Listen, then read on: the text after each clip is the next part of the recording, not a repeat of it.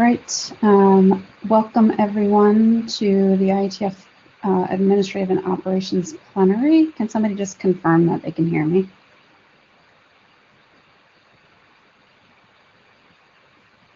I hear you loud and clear.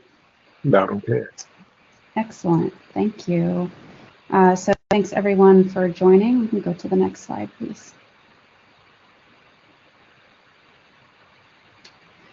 So just a couple of reminders. Folks have probably gotten used to Meet-Echo by this point in the week, but just in case this is the first session that you're joining, your audio and video are muted automatically when you join, and we're asking that you only unmute when you get recognized in the queue. So during the open mic portions, if you want to speak, please join the queue, and I'll recognize you and then you can speak. You're welcome to turn on your video when you're speaking in the queue, and use of a headset is strongly recommended. If you need more guidance, there's a link there to the participant guide. Next. So here's our agenda for today. We'll start with a welcome and brief updates from the leaders of the various different groups, myself, Miria for the IAB, Colin Perkins for the IRTF, and Barbara Stark for the NomCom, and then Jay Daly and Jason Livingood for the Ietf LLC. Next.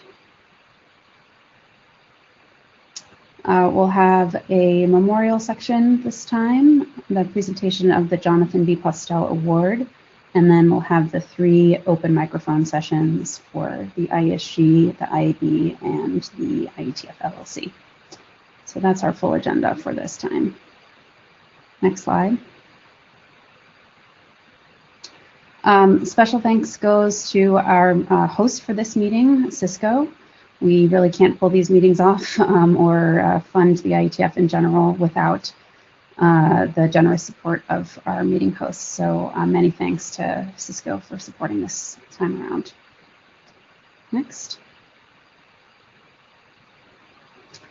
And also huge thanks go out to everyone who helped make this online meeting happen. We are definitely still adapting to the online format, and so much work goes in behind the scenes in order to give everyone the experience that we're having this week. So Secretariat, Meet-Echo, NOC, the LLC staff, the tools team, and the hackathon support team, everybody's been working together to have the meeting come off mostly without too many glitches, and so we really appreciate all of that effort in this unusual year that we're having here with the online meetings.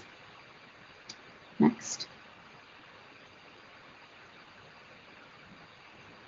So we'll start with a report from myself and from the IESG, talk a little bit about the impact of COVID-19 on the Ietf. Look at our typical participant statistics, and talk a little bit about planning for future meetings and a small change that we're making to the BOF request process for Ietf 110.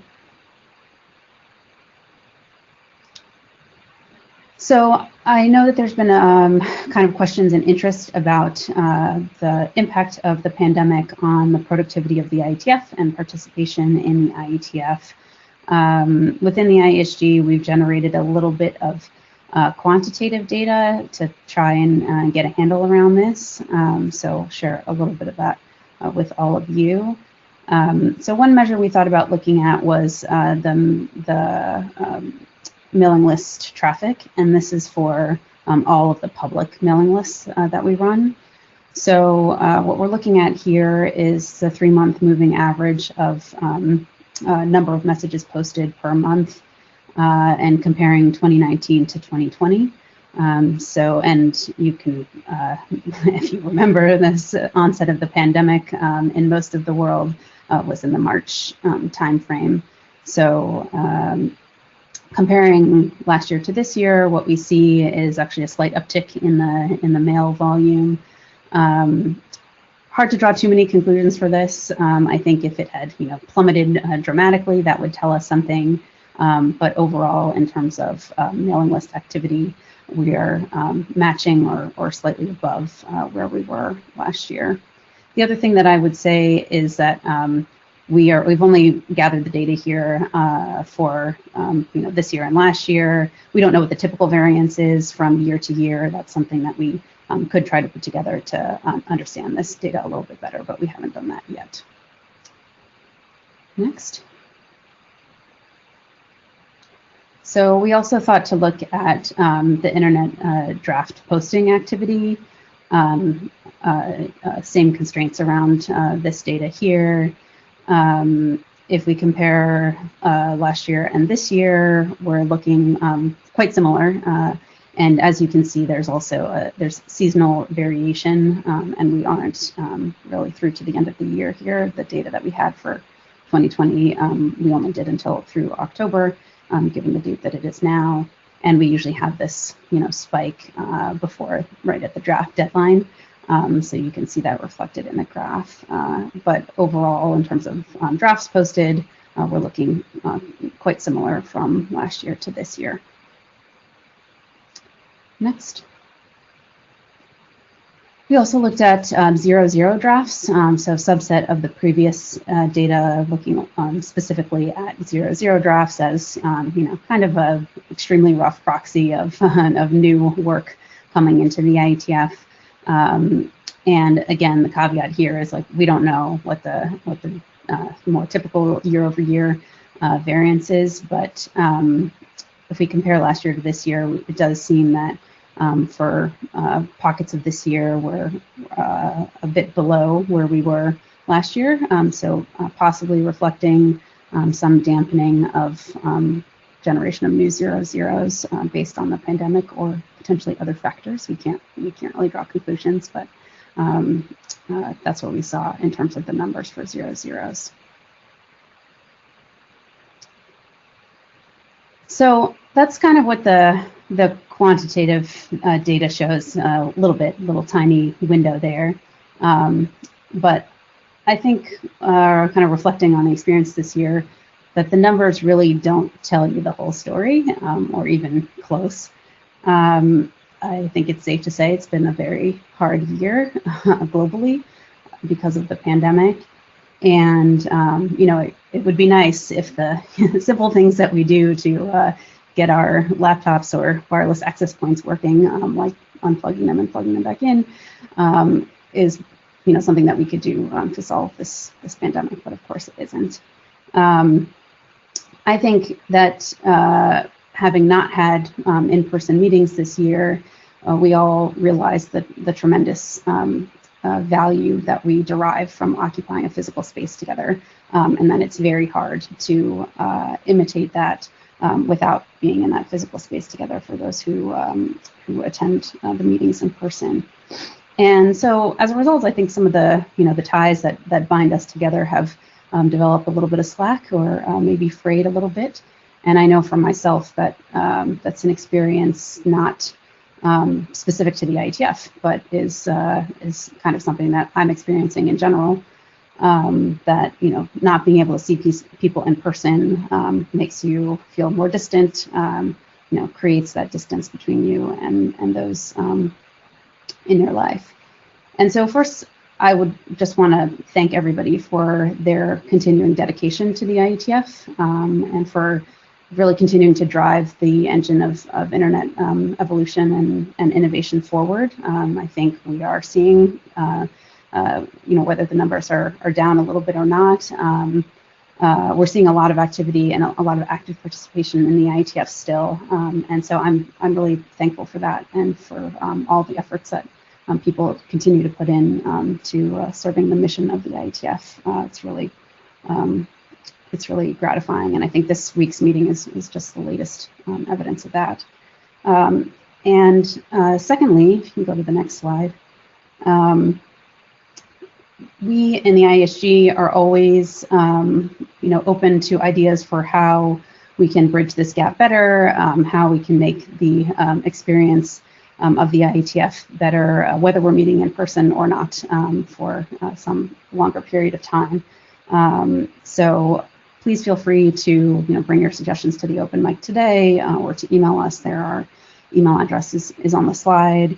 One thing we've talked about within the IESG is just the need to have more kind of informal one-to-one or small group catch-ups with people in the community, and that's something that I've really fallen down with myself, just based on not seeing people in person and having other constraints on my time, and I think that's probably true for lots of us, and so that's something that we've talked about trying to step up to fill in the gap that we feel by not seeing each other in person. But there's certainly other things that we can do, and we'd be really happy to hear people's suggestions for that. So we are open to that feedback. Next. So these are the participant statistics for this meeting. North of 1,200 registrations, which if we compare to 108, which was the meeting that we had in July, it's kind of similar, about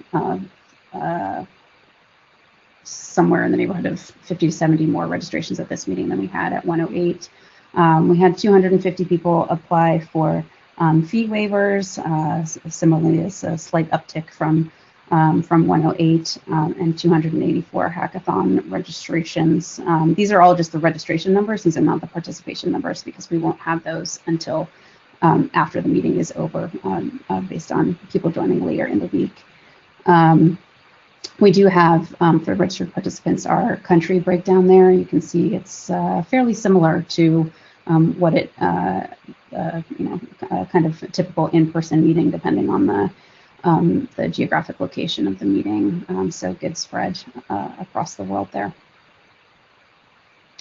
Next.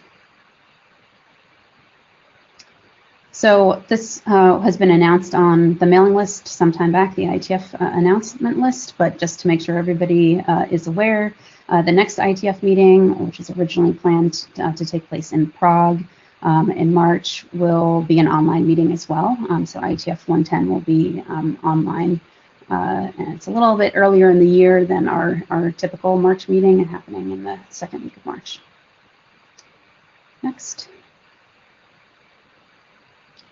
So we're continuing to try to refine this online meeting experience, and the best way that we can do that is by getting a lot of feedback from the community about how they think things are going and what can be done better. And there's several different ways that that feedback can be provided. If you're having technical issues during the meeting, then we have both a MeetEcho ticket queue. You can send email to create a ticket about a particular issue, or you can join MTD on Jabber and flag the issue and try to get it resolved that way. For feature requests, which is not like I have a bug that's preventing me from participating, but rather, here's something I'd like to see the platform do in the future, you can send those to the Tools to Discuss mailing list, and those are being tracked for improvement between now and Ietf 110. There will also be a meeting survey that goes out at the end of the week, and that is super valuable for planning future meetings. We reach a really broad audience that way, so every one of you who can fill it out, that feedback really helps us, and you should see a link to that on the 109 attendees list, as well as the Ietf announcement list. And then for longer term planning, we have the Stay Home, Meet Only Online working group, the SHMOO working group, which will be meeting this Friday at 5 o'clock UTC. And the mailing list is the Many Couches mailing list. At the meeting later this week, there's going to be discussion about many different aspects of meeting planning, from fees, ideas about having asynchronous meetings, the cadence and length of online meetings, how we do remote hackathons, considerations for when to cancel meetings, the design of the show of hands tool that we're using for the first time here at 109. So if you have any interest in any of those topics or other topics for longer term meeting planning in a remote setting, then please put that on your calendar and come talk to us at SHMOO. Next. So for IETF 110, we are going to do another slight little change and experimentation with the BOF timeline and process. So typically we would have the BOF deadline a little bit closer to the meeting itself. For IETF 110, we're going to move that BOF deadline back just a bit to give the ISG and the IE more time to work with BOF proponents to refine their proposals before a final decision gets made about whether BOFs will be scheduled for IETF 110. And as I noted earlier, the meeting itself is a little bit earlier in the year, so we really wanted to flag this for people far in advance so that everyone is aware of these deadlines. So for the next round, the BOF request deadline will be January 12th. And the process for submitting a BOF request is the same, sending email to isg@ietf.org and posting an entry in the BOF wiki, and there's instructions for what to put in that entry if you visit the wiki page. We'll do a preliminary assessment. The ISG and the IAB will look at all the proposals and have a chat about them kind of preliminarily shortly after the deadline. And then we'll have a couple of weeks period where we can work together with the BOF proponents, gather more information, try to do some refinements before making the final assessment just before the BOF approval deadline at the end of January. So that's the plan for the next round, and we'll see, hopefully this makes the process go a little bit more smoothly. Next. So try to keep it brief here because I know people don't like sitting through long plenary. So there's lots more topics covered online. We processed one appeal in the last cycle. It was actually right after the plenary at the last meeting. And there's more reports from the IAB, the LLC Board Secretariat, IANA. All of that is in the meeting materials section of the data tracker, and we of course post regular updates about a variety of topics to the IETF blog, so I encourage people to check that out. And next slide, on to the IAB. Yeah, hello everybody. My name is Mia Kulevind, and I give you very quickly an update of what the IAB is doing. I only have a few slides, so I won't take too much time of your sparse virtual time. We can go on the next slide. One more, I guess. There's a full report which you can find in the proceedings. And I'm just noticing that I didn't add an additional bullet point here, also mentioning very briefly that we got one appeal this time. We processed as well in the IAB, so you can look that up in the report. In this presentation, I would just highlight some other things that happened recently and might be interesting for you. Next slide. Yesterday, we held the IAB open meeting. So that's the second time we're doing this. So far, I think feedback was positive. What we're trying to do in the meeting is really to talk about the technical and architectural work the IAB is doing. So we give feedback on, or like we present what we did in terms of drafts, workshop, and programs. You can find all the information, proceedings, and the recordings online, of course, as always. If you have feedback about this concept, you can send it directly to the IAB, or you can join a published discussion on the architecture discuss list on that. Next slide. Also, something that might be interesting, and more information has been presented in the IAB open meeting yesterday, was that we held just last week, also conflicting maybe with some other stuff, an IAB workshop. The workshop contained 3 sessions of 2 hours each on Monday, Friday, Wednesday, and Friday. So I think the setup worked quite well. This was the first time we held a virtual workshop. There was also very good discussion about, effects that we have observed during this pandemic and things we need to learn, or we need to document, or we need to work on. All the recordings are online as well, and the IAB is currently working on a report. Next slide. And with that, I would like to point you at, or first would like to thank you to all our appointees. We appointed 1 new person for the RSAC committee. And that's Tim April, thank you. And then we have 2 current calls out there. One is for feedback on the ICANN Technical Liaison Group appointment, and the other one is for nominations for the Internet Society Board of Trustees. So if you have input for that, please send it to the IAB. And with that, I think I'm done.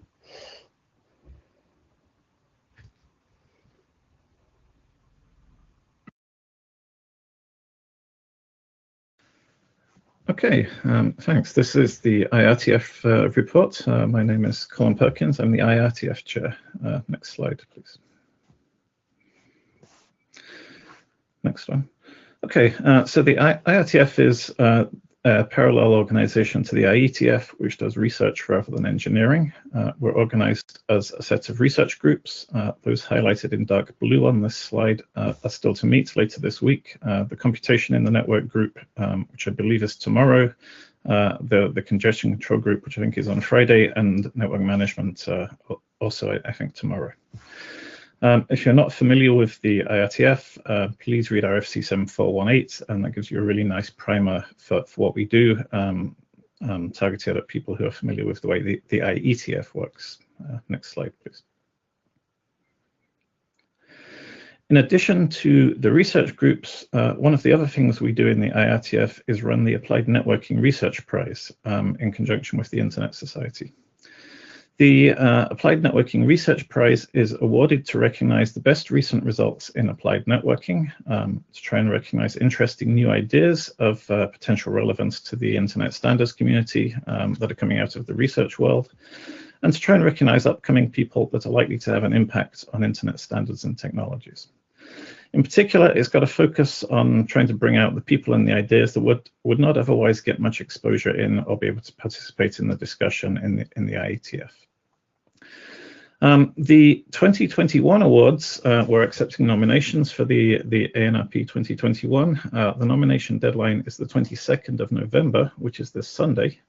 So if you know of any good recent work in applied networking, any good ideas, any good people who would be good to bring to the IETF and the IRTF meetings, then please go to the irtf.org/ANRP website and nominate that work.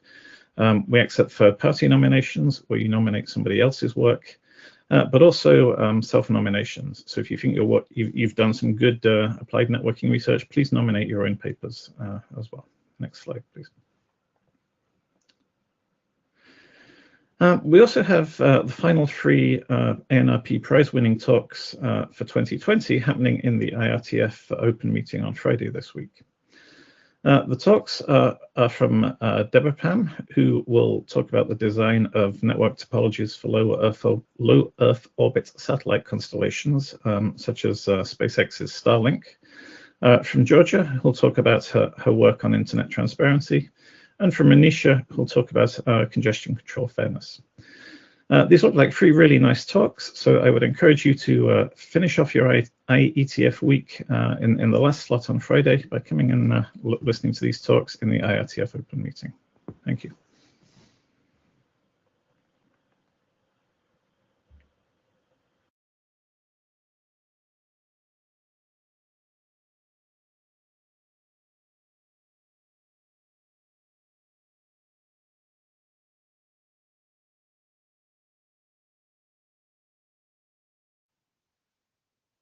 Well, hopefully y'all can hear me.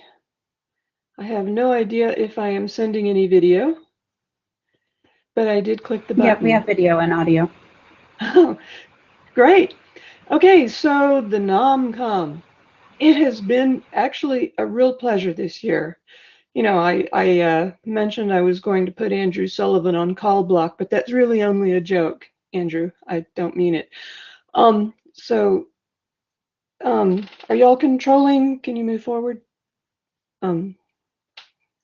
Anyway, yeah, we have truly a wonderful NomCom group this year.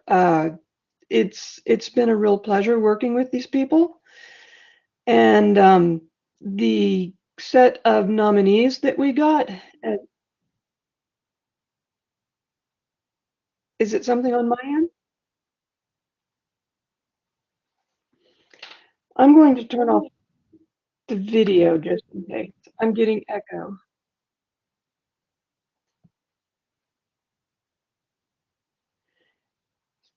So,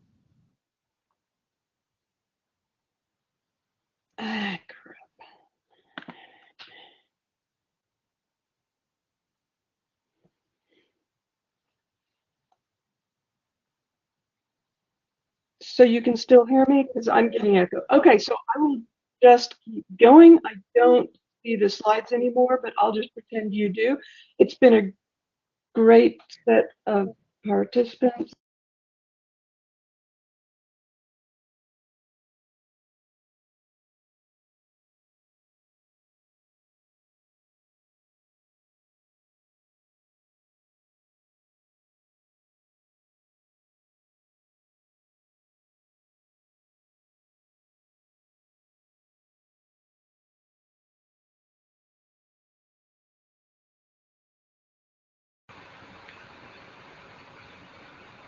So I'm not getting audio from Barbara anymore. Maybe we should move on to the next and come back to the NomCom. I'm back, and I'm only going to try audio this time. Okay, so I'll just be quick. We have done almost all of our interviews. We have only one more interview scheduled. Community feedback does end Friday. If there's anything else you want to say, please get it in.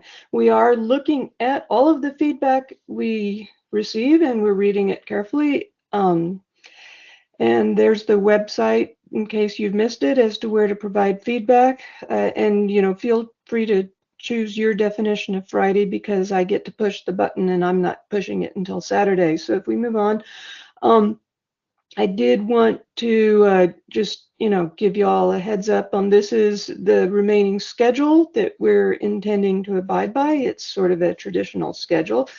We really want to be free for the holidays, so we are trying to get things done, and we're totally on track and on schedule. And so the last thing I really wanted to provide you with, well, the penultimate, is some statistics on the next page. Just, we love our statistics, so I thought I'd just provide you with a bit of food for thought. As to where the nominees are coming from according to Calendly. Now, admittedly, Calendly is basing it on the IP address, and some people were coming in through corporate VPNs. And so their corporate VPNs, if they were working for a US company, may have represented them as US, even if they were, for example, in India. But nonetheless, this is just something to think of. As we look at who is actually attending IETF versus who is standing for the positions, and maybe we need to do a little something as a community to try and have our leadership, even the people standing for leadership positions, more representative of the community. If we consider our statistics representative of the community, we're, even in a North American meeting, only half of the people came from North America.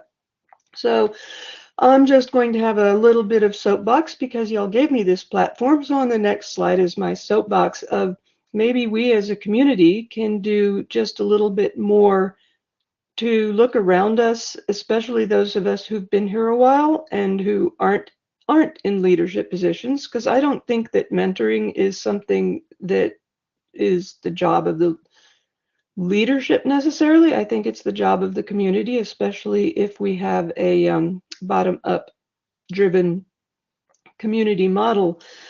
So look around you. Look at the people who are taking minutes. Look at the people who are writing drafts and say, I think maybe that person could make a good working group chair. Reach out to them. Say, I think you could make a good working group chair.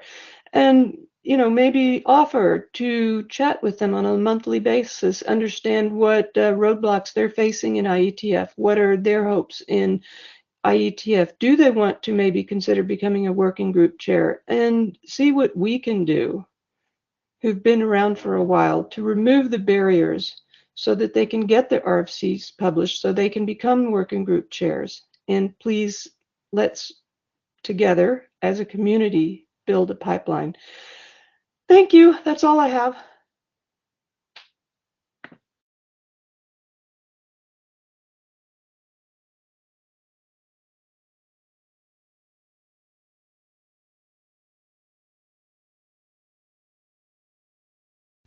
Hello, everyone.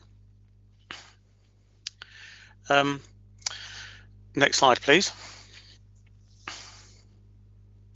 So, next slide, thank you. So I want to start off by thanking Cisco, who have been the hosts of this meeting.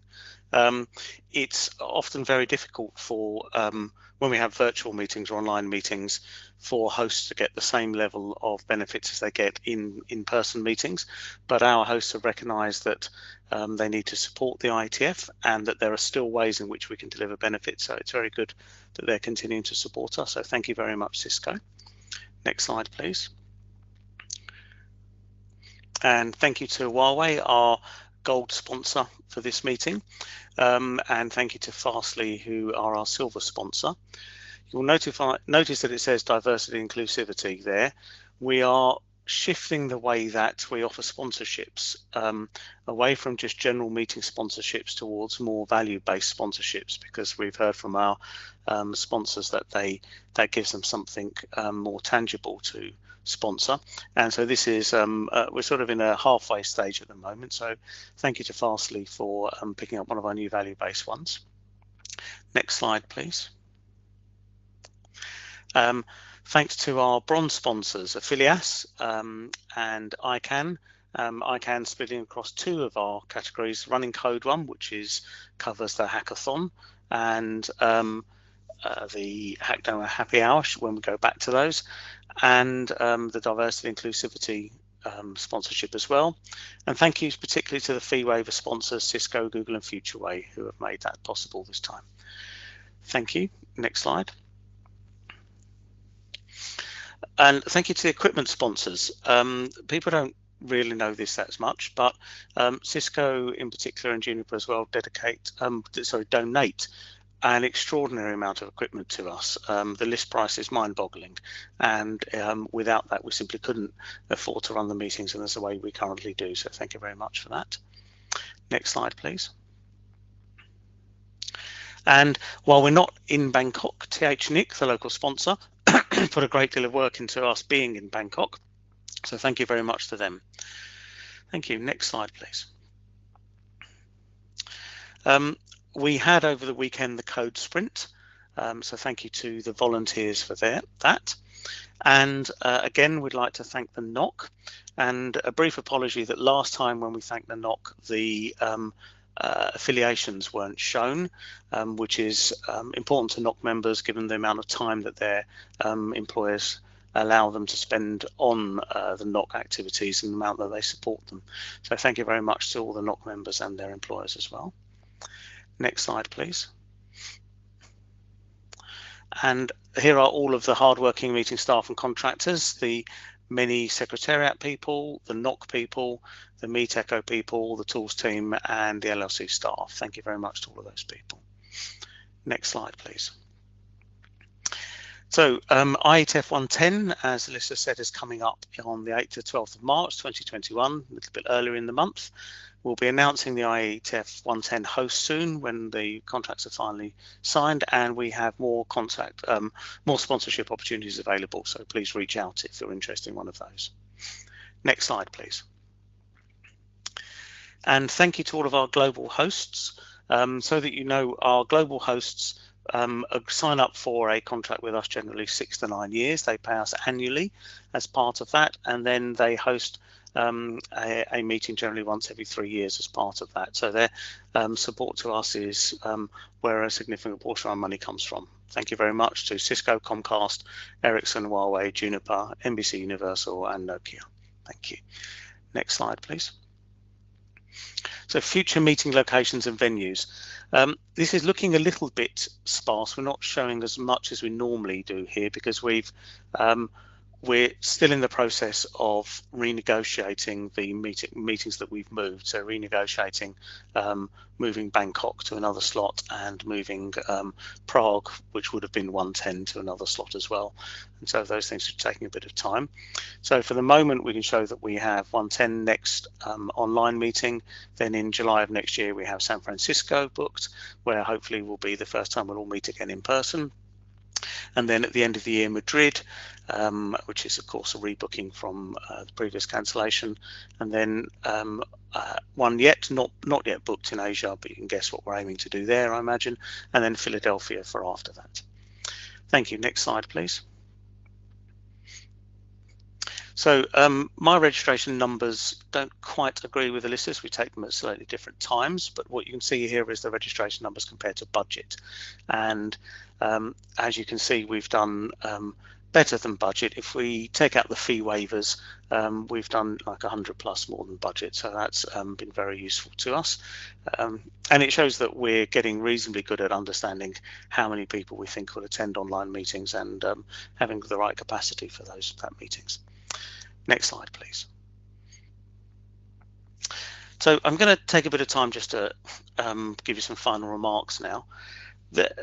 I've been in the job just over a year now, and it's been a particularly eventful job. I've met many of you, but COVID has meant, of course, hindered that. And I think the effects of COVID have actually been quite deep. I'm not sure we've all really understood just how deep they have. I think we're all having daily stress from lockdowns and seeing people suffering, but we're also having a big impact from a lack of in-person meetings. One of the effects of that is I think we all get quite focused and quite serious because we don't give ourselves enough time for the human interactions. Clearly the meetings don't have the same energy as in-person meetings do, where we don't have the sort of side chats, we don't have the social side of it and those things. And I think it's quite clear that everyone's finding it increasingly hard, and we're all really looking forward to meeting in person. And certainly that's what the people are telling me and what the stats are showing. And another big event and big change this year has been the ramping up of activity from the LLC. We have, as you've seen, initiated multiple surveys to provide evidence for decision making. There have been multiple consultations on new policies. Some of those have had some initial missteps that have needed correction, but generally feel that's worked well. Now, much of this was to meet our compliance obligations, either to ISOC and or the law, but we do understand that this sort of feels very corporate. But I just want you all to be assured that this is not a shift in focus to us. This is, as someone said to me the other day, the Ietf has built up a lot of management debt that needs to be repaid. So this is just a hump we're going through, and then I think things will then be back to a less corporate cycle. Now, as I'm sure you all know, recently, after many years contributing to the Ietf, Henrik Lefkowitz has chosen not to renew his contract, and I know this has caused many of you concern. So I want to assure you all that the LLC is fully committed to treating everyone that contributes to the Ietf, whatever their role, with respect and as people, not as disposable resources. It's a very clear focus of ours. I also want to assure you that we're not hiding disputes and tensions behind the scenes. I was as surprised as anyone else by this development. Before I talk about how we aim to prevent such any upset in future, I want to talk a little bit more broadly about volunteers. It's absolutely clear that a volunteer-driven Ietf, including the key operational areas of the tools and the NOC, is the best way forward. Volunteers bring a real passion for the work. There's an unmatched breadth of expertise within the Ietf. And volunteers bring an incredible diversity of solutions. As we've seen, so much of what the Ietf has been built by a volunteer who thought that the Ietf needed it or could, that it fixed a problem. And so I want to be quite clear, the Ietf, the LLC does not want to replace volunteers with staff, contractors and managed services. That's not our plan at all. We also don't want to see an opaque migration of volunteers into contractors, as happened a bit in the past. So with that in mind, thinking about how we prevent another upset such as has happened with Henrik, I think you need to be sure that we're going to continue to follow the principles the community has set for us, particularly the one about radical transparency, so that we're all working off the same data, so that we're publishing everything as much as possible there. And with the help of some IAB and IESG folks, we'll be seeing how other groups tackle the similar issues of how contractors who are volunteers, or the other way around, or how that whole area works together, and how you ensure that things remain volunteer driven when you start to bring contractors into the mix as well. So look, that's a lot to take in all at once, delivered reasonably quickly. This has, as I said, been a very eventful year, and I'm sure there'll be questions about this later on, yippee. But I'm always happy for a one-to-one chat in person or by email if anyone wants to talk about any of that as well. Thank you. Next slide.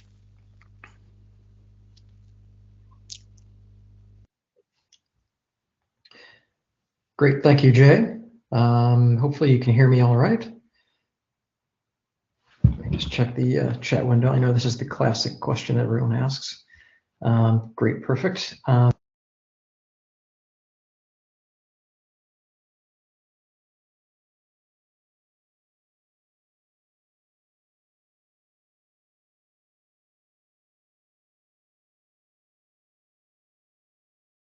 Jason, your audio just dropped out.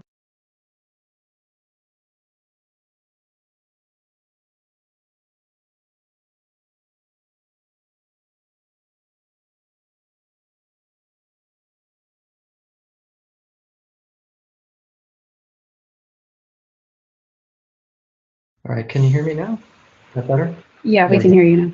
All right, thank you. Yes, thank you. This is, so Jason Livingood, this is the update for the LLC board. These are the folks that serve on the board. You've seen this slide many times now. Next slide. And these are the times that we meet. We publish months in advance our meeting schedule. And I would encourage anyone interested to show up. We, just as a minor note here, we almost never have anyone from the community attend our board meetings. We would love it if you did. We have a section where we take Q&A at the end of the open sessions. And we try to publish our agendas well in advance. And we are adaptive to any new subjects that come up and add them dynamically to the end of the agenda as well if needed. So these are the upcoming meetings. Next one is on 10th of December. Next slide, please. So before I get into the recent board work completed, I think it's important to go back and just level set, what does the Ietf LLC do? And I always recommend referring back to RFC 8711. And the responsibilities that are laid out there are really 5 things, 4 of the key things, and then 1 on the side. The 4 key things are maintaining the operations, meeting and non-meeting operations of the Ietf. So basically keeping the lights on, making sure that events like this come off all right. 2, managing the finances of the organization. 3, fundraising on behalf of the organization. And 4, compliance. So compliance with relevant tax and other laws and regulations and so on. And then the last side thing, which is not in that bulleted list of responsibilities, is to address a lot of the design recommendations that arose during the IASA 2 process. And so there's another draft that's linked off from 8711 that bears reading as well. And so we look at that for the areas that we are intended to focus on. And so in terms of the recent work completed, to tie that back, probably the first here is our most important activity. I've personally spent most of this year focused on this one issue because it's incredibly strategic. And that is the continuation of the process of working with ISOC to renew their financial commitment to the Ietf.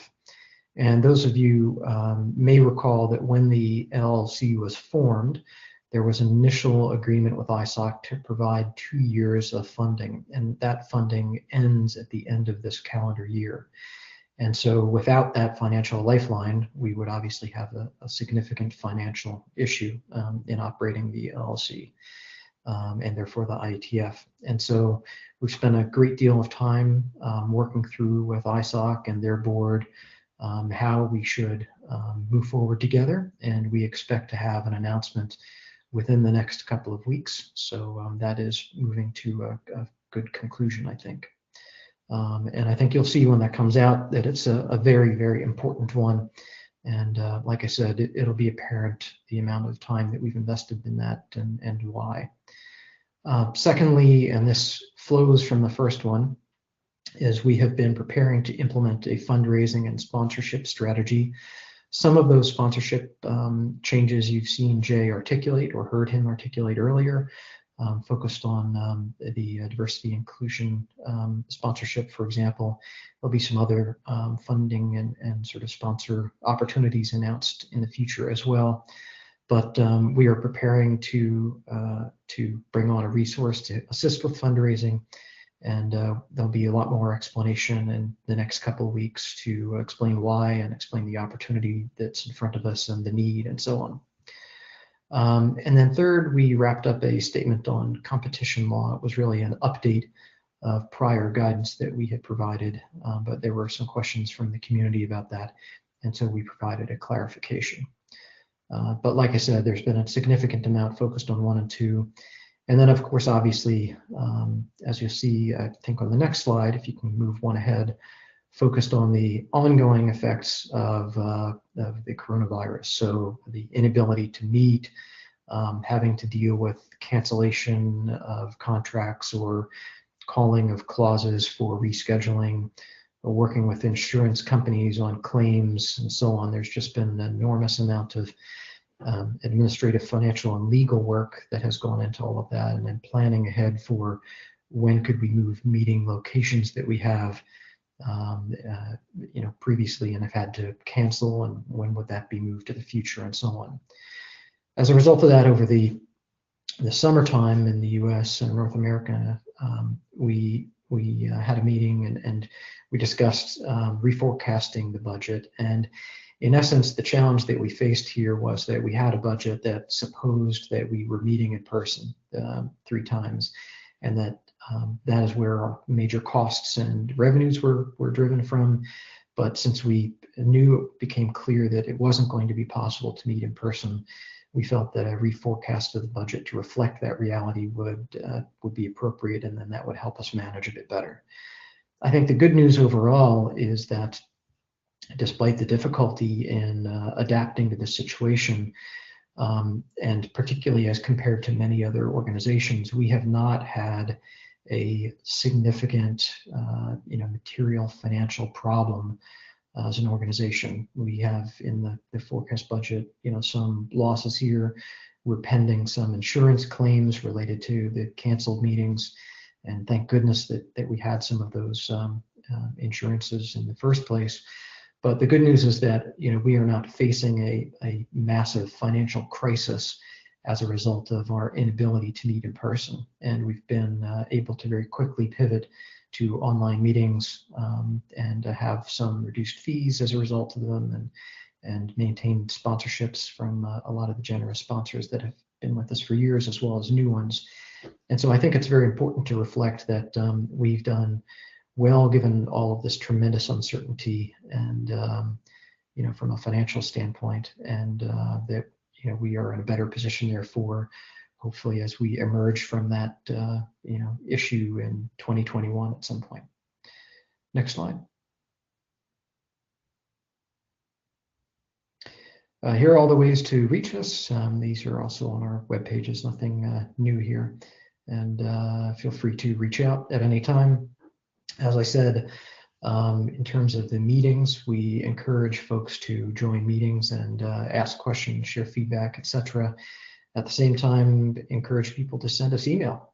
We almost never receive email from folks in the community with questions or feedback, and we certainly request that and encourage it. Next slide. So that's it for now. Thank you very much, and we'll be back for Q&A.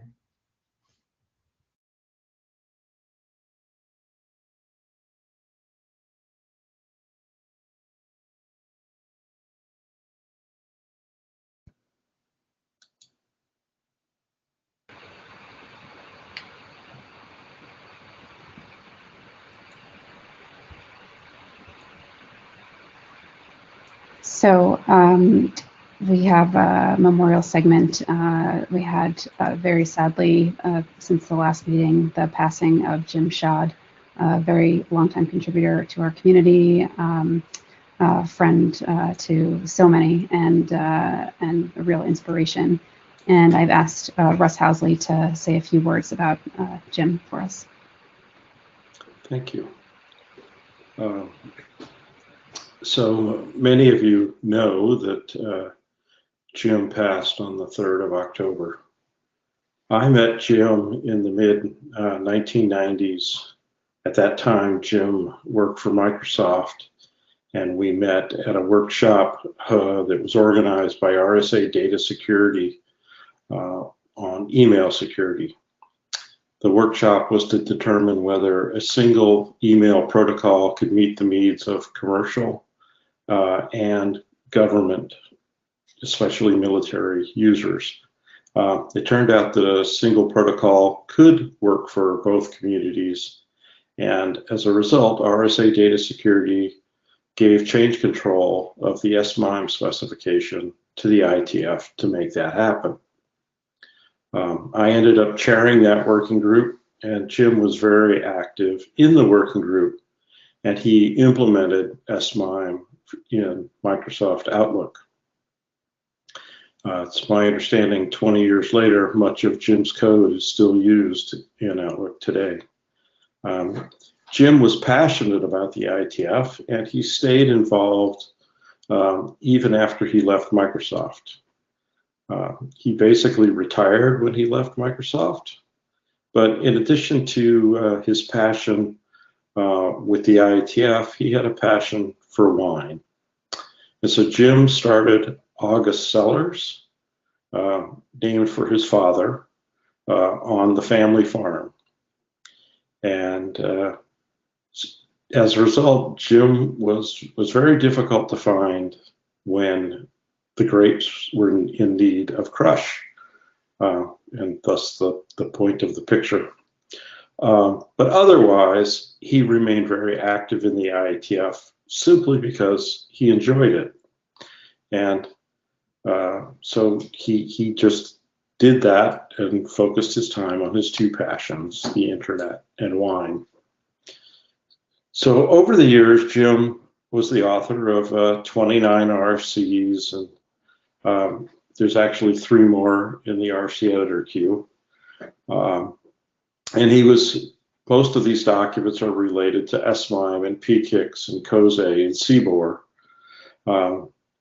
And he also contributed to Jose. He remained to the end very active as an IANA expert, and he also chaired the ACE working group and the CBOR working group, and was part of the IoT directorate. Jim was also a member of the tools architecture and strategy team. In fact, he wrote many of the tools that are now used by the RFC editor for handling the new XML format. Many times when a newcomer came to the IETF, Jim was a warm and welcoming presence. He was very quick to share experiences and about his journey, and it made him a wonderful mentor to some of the newcomers.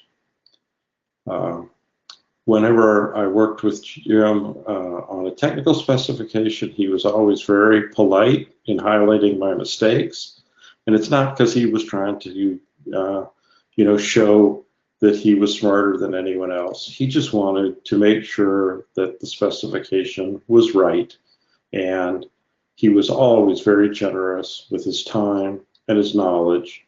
And I can remember a few examples where he was asked to review a document, and how he did the review was he wrote an implementation and told the person where more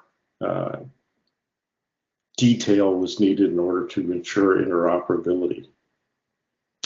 In July 2019, I was lucky enough that I got to visit the Jim's winery in Oregon, and I got to see how proud of it he was. And his goal was, I just want to make wine that people want to drink. And I think that that is so similar to the, we just want to make an internet that people want to use. So that's the kind of thing that Jim did all the time. Jim was born the same year that I was, in 1959.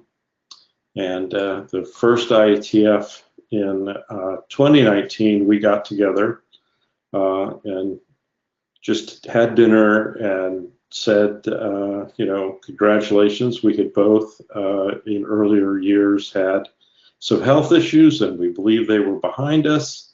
And we were basically just toasting good health and getting together at the IETFs. And it was very, very nice to have done that. I'm just sad to find out that he was wrong about everything being fine. And I miss him greatly.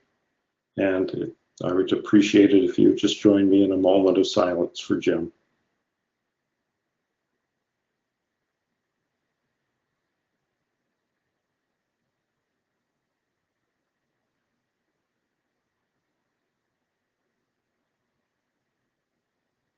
Thank you very much.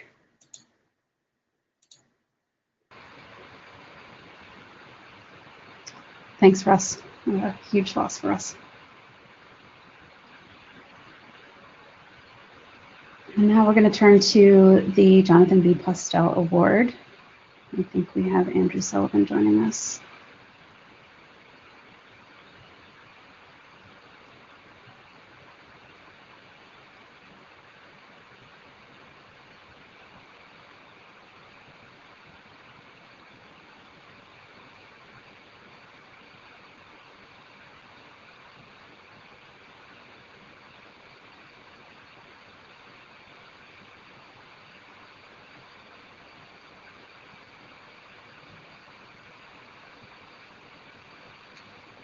We're not sure if he's connected.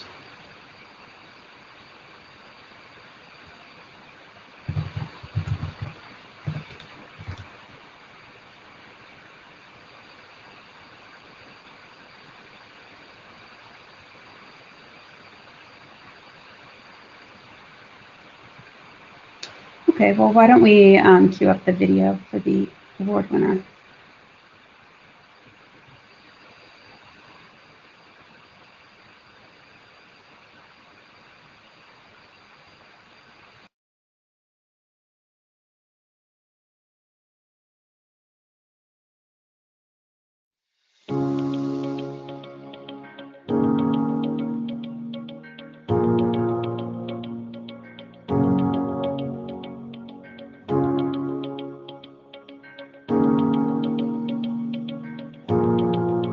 Very excited to be here to honor the remarkable achievements of an inspiring individual who like all Postel recipients before him, and like John Postel himself, spent decades pushing the boundaries to pioneer and promote ways to make the internet affordable, accessible, and relevant to humanity. I'm speechless. Thank you very much, Isaac. Thank you very much, Internet Society, for everything here. We have a lot of balloons, a lot of things, and also this crystal ball. So thank you very much, so Internet Society. It is an honor to receive the highest and priceless acknowledgement given to Indonesia from the Internet Society. So thank you also to the Ministry of ICT of Indonesia. To be honest, all start with modified, simple, off-the-shelf gadget and equipment. Using this equipment, one may fulfill the right to access information and knowledge, which is the necessary foundation for any nation to move forward. As you can see in the picture previously, we can use very simple equipment to build the internet.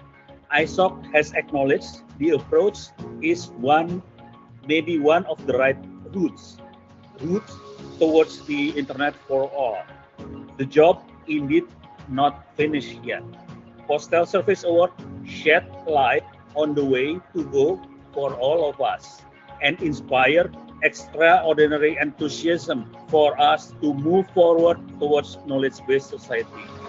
Indonesia is proud and excited to hear that Dr. Purbo is being awarded the esteemed Jonathan B. Postal Service Award. I know Dr. Purbo by reputation, of which he is known for his humility and humorous personality, as well as his outstanding contribution to the technological development of the internet. His contribution to the digital sector is invaluable. Like the Internet Society, Dr. Purbo has been working relentlessly for the last 30 years to connect the people. And on behalf of the government and the people of Indonesia, we thank you again. My name is Firman Syah Alfian.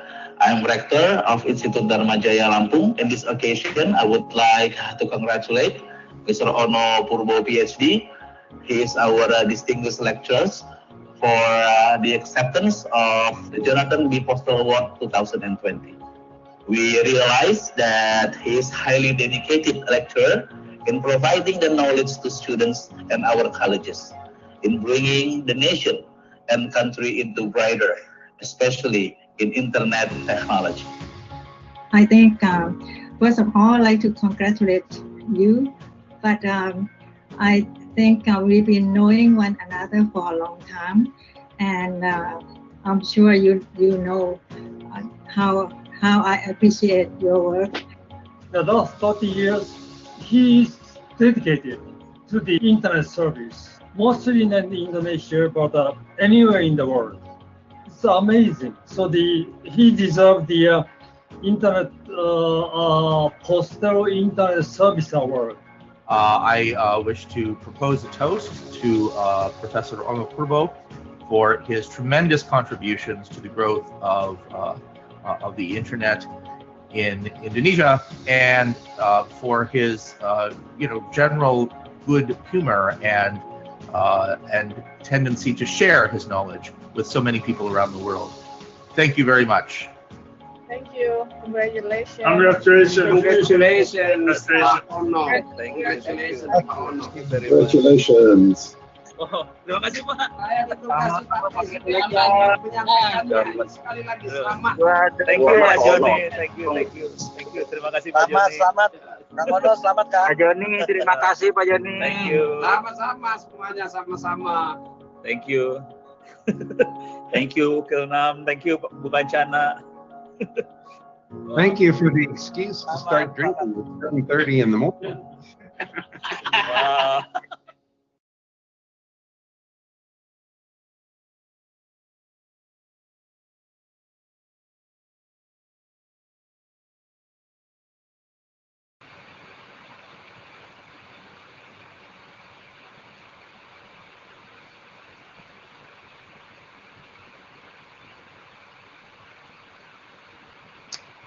Okay, so that brings us to the open microphone portion of the plenary. We can go to the next slide.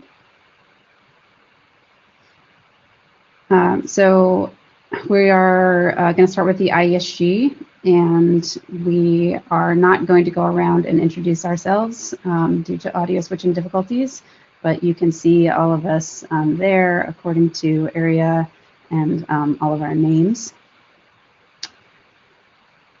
And I think we will be having everybody join us on video. We're going to attempt to have the full IHG join us on video. So come on up and we will kill the slides.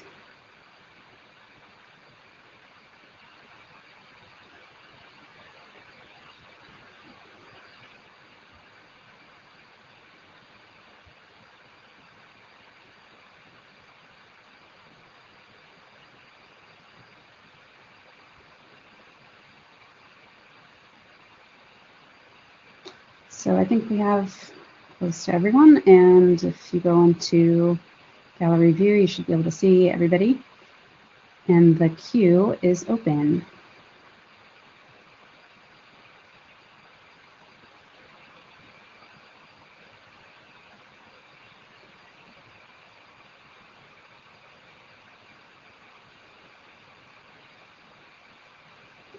So if anybody has anything for the ISG, now is the time to use your raise hand button in the upper left if you want to get into the queue.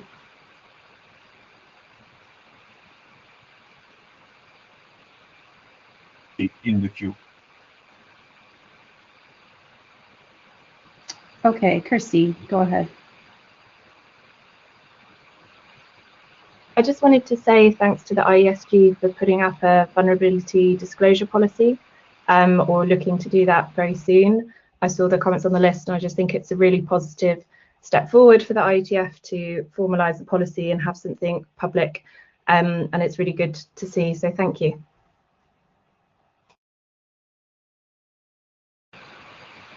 Thanks for the feedback. Kind of Christy, as you know, there's more work to do, but this is our first step in getting something out there.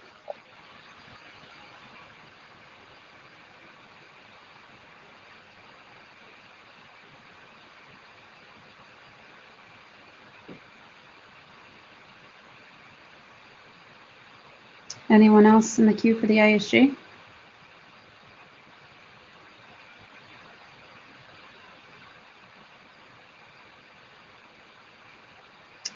Okay, it looks like not, so we will move on to the IAB, I think is next.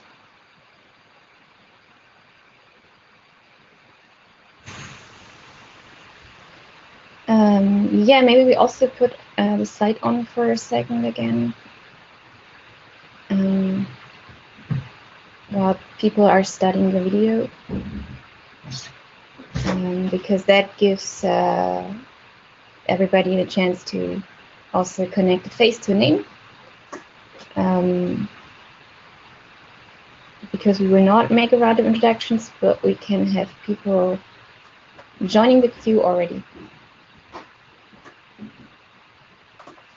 We can go to gallery view at any point of time.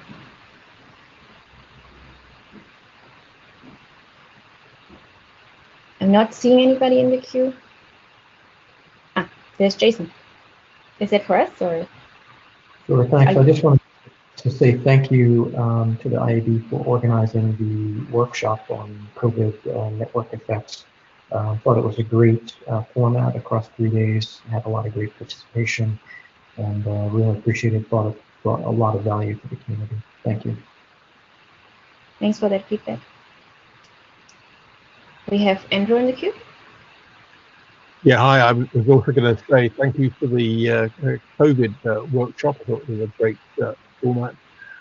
And on the other hand, I'll say a disappointing lack of bookcases for this particular panel. You need to read more. Maybe a note for next year. Thank you. And we have Corey.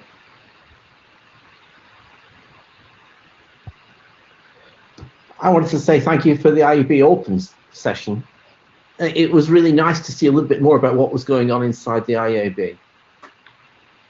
Thank you for that as well. A lot of things. That's great. We have Mark in the queue.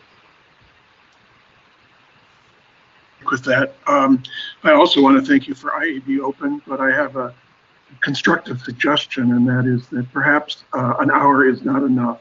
I found the question and answer session at the end really productive, really useful, and I also felt like it was cut short for a little bit. So perhaps scheduling it in March or a little longer might be helpful. Thanks. Thank you. I mean, we had some technical problems this time, so it did cut everything short. We were also trying to not take away too much time from the working group agenda time. Wes, you wanted to say something? An hour and a half might be slightly better, yes, I agree.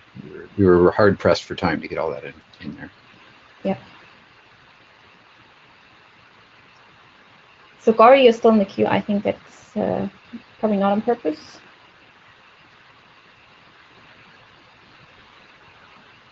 And with that, I don't see anybody else in the queue. I will wait 3 more seconds to give people a chance to join. Thanks. And with that, we're done with the IAB open mic. Thank you, everybody.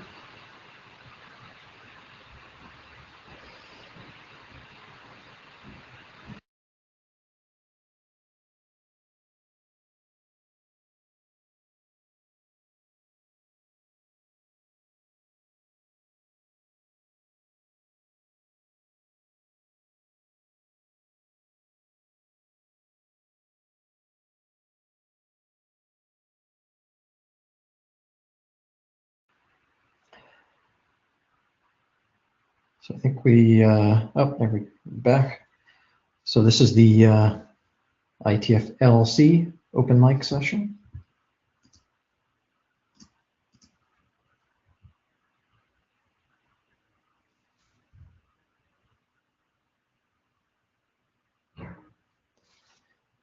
I don't think I can actually see who's in the queue. Oh, we have Michael Richardson in the queue first. Go ahead, Michael. So I don't really want to talk about the Hendrix situation, but I do want to talk about tools.ietf.org on the fact that we seem to have a whole bunch of our infrastructure in various ways reliant on it, and it's kind of not really officially supported.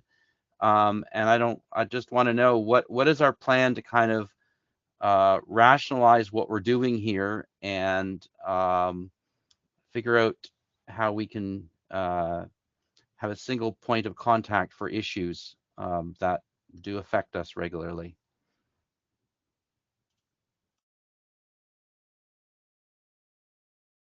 This one up. So on the single point of contact for things, we are, as you know, there are currently multiple different ways that you can send a ticket through to people, and that all goes into various different queues and then into an RT system in the back end. The Secretariat and some people from the NOC and the tools team have been looking at this and are soon after 109 will be replacing that with a new support system, and will be amalgamating all of the various different email addresses down to a single email address, support@ietf.org, so that you can then see have a simple reporting mechanism. As to the tools.ietf.org, yes, the tools.ietf.org is, while it's named as if it is an official part of, officially supported part of the IETF, it is actually maintained and supported directly by Henrik with some support from the NLC and the tools team. And if that's not quite right, I'm sure Henrik will correct me. There is a plan that the tools team have for migrating various sets of services off that, and then when there are more things then that need to be discussed for us to understand where they go. While Henrik is stepping back from being a developer, he very much intends to carry on with tools.ietf.org, so we're not expecting any kind of problem there, but it is understood that this is what started as a space for people to experiment with tools has turned into an operational service for many people, and some work needs to be done to sort of tidy that up a bit.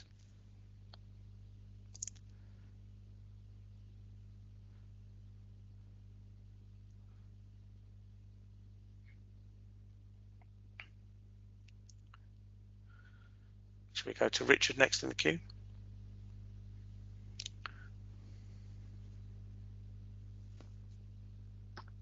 Hi, good morning, folks. Thanks for taking the time here in the open mic time.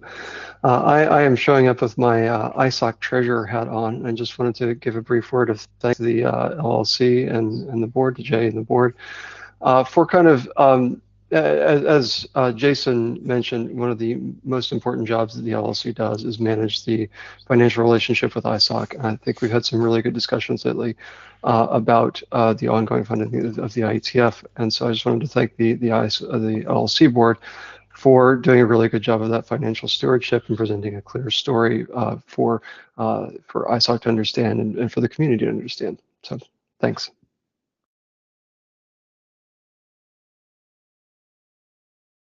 Thank you. I see we have David up next. Hi, everyone. Good morning, afternoon, evening, night. Can you hear me correct? Just right. Cool. I wanted to ask a question about bespoke tools. I've noticed in IETF, we have a lot of tools that are very custom built and specific to what we do. And I understand the impulse. Like I've built a bunch of, like not at IETF, but in other things like custom tools myself. And it's very tempting to kind of think that you're a special snowflake and nothing fits your needs just quite right. So you need to build something custom. But the problem is something custom will never reach the economies of scale that like a big provider of something else can do. And I would kind of like to ask you the question of like, are we making the right call here? Take tools.ietf.org, the main place that people use to read drafts and RFCs. It takes seconds to load a draft, which I still don't understand how that's possible. Or if you take MeetEcho compared to other VC solutions, we had, so I was chairing Web Transport on Monday, we had a like 11-minute outage. In IAB Open, we had a 5-minute, like they don't quite work as well as more commonplace things. And I just wanted to ask the question of, is this the right move? Like, I think the MeetEcho team has been working really hard and they have like good things, but at the same time, like, I'm not sure this is necessarily the right direction that the IETF should be going in at this point.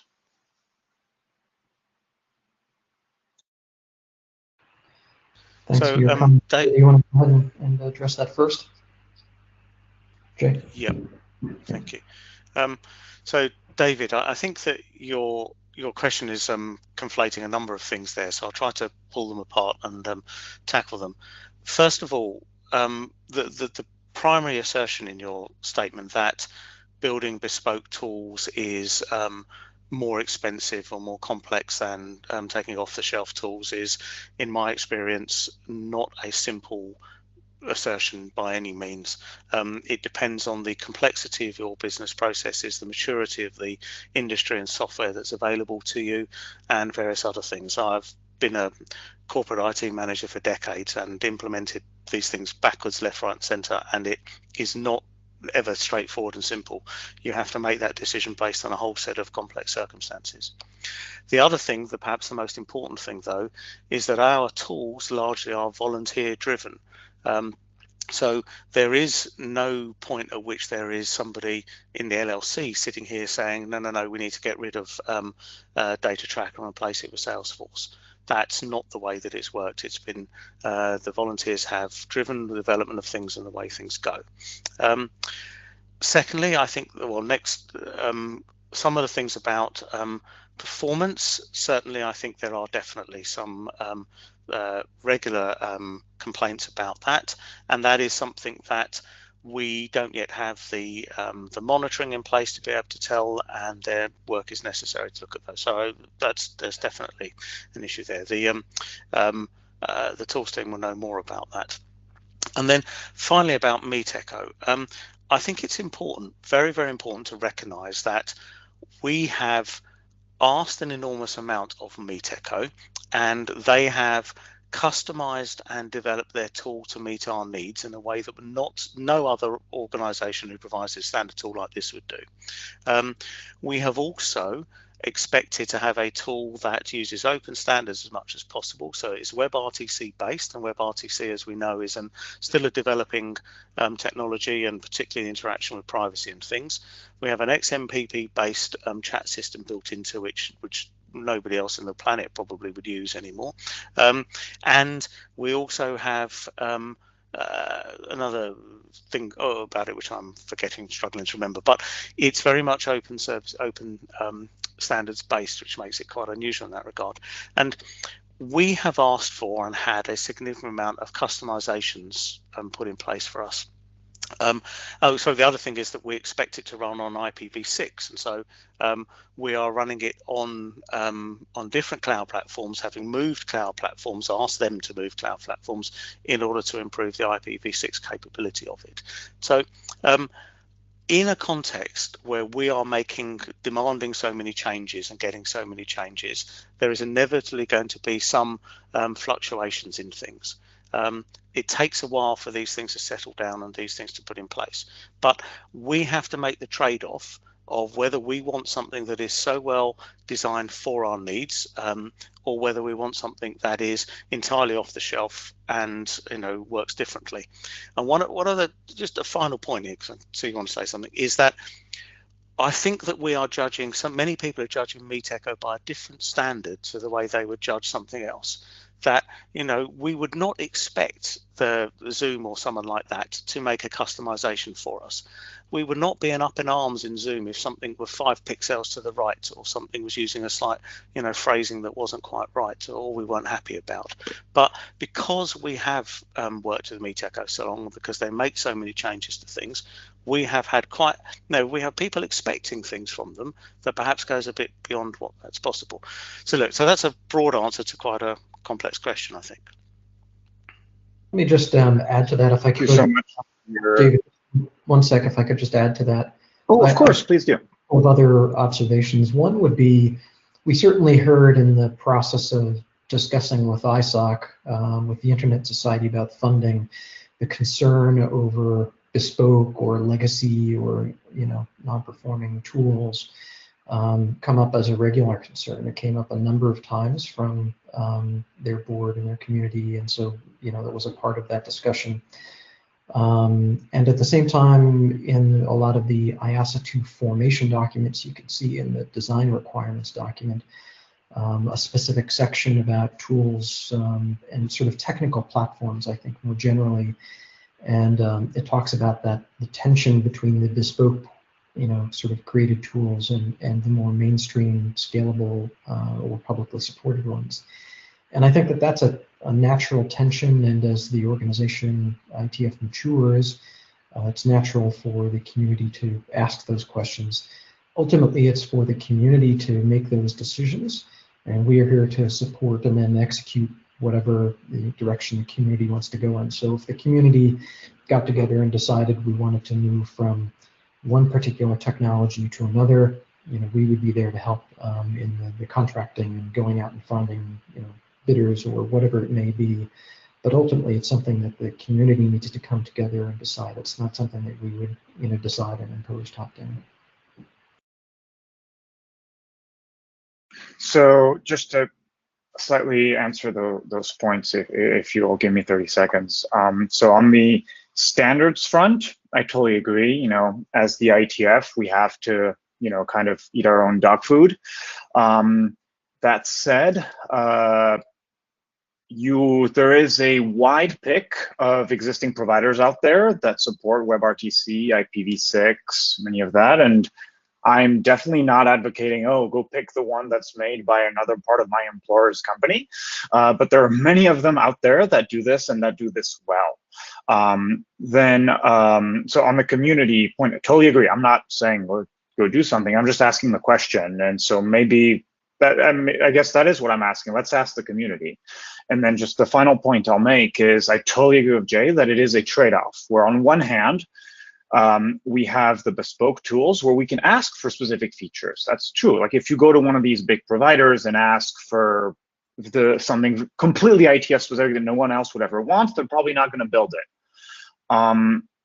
My personal take is that while these IETF specific features are nice, they're not as important as reliability, in my personal experience. And so, like, for example, chairing a session, having the ability to have these, like the raise your hand tool was cute. And actually other providers have that. It was the like virtual humming tool that was cute, but I would personally much prefer to have a session, an entire 2-hour meeting where we can have a meeting, as opposed to having to reconnect audio multiple times and having it drop off completely as there. So it is completely a trade-off, and both standpoints have complete merits, but it might be worth it to open the question to the community to see which side of the trade-off might be best. Thanks so much for your time.